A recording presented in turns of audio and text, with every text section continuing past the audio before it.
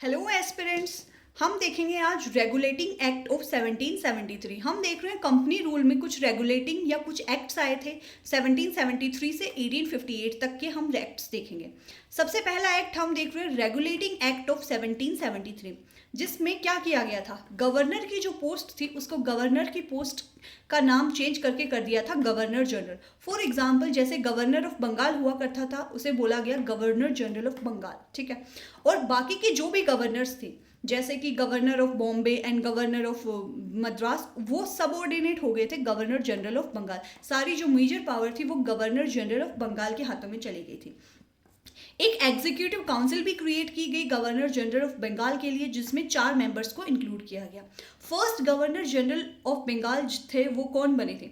First governor general of Bengal बने थे Lord Warren Hasting, ठीक है।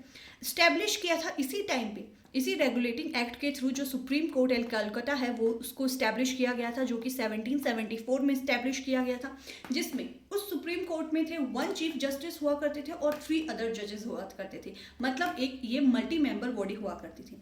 इसके बाद में एक्ट आता अमेंडिंग एक्ट ऑफ 1781। 1773 के एक्ट के बाद में एक्ट आता है अमेंडिंग एक्ट ऑफ 1781, जिसको बोला जाता है द एक्ट ऑफ सेटलमेंट भी कहा जाता है। ये है रेगुलेटिंग एक्ट। अगर आपको मॉडर्न हिस्ट्री के लेक्चर्स देखने हैं तो आप मेरे प्लेलिस्ट में मॉडर्न हिस्ट्री की प्लेलिस्ट में जाकर सारे लेक्चर्स देख सकते हैं। अगर आपको मेरा कंटेंट पसंद आया है तो चैनल को सब्सक्राइब ज़रूर करें।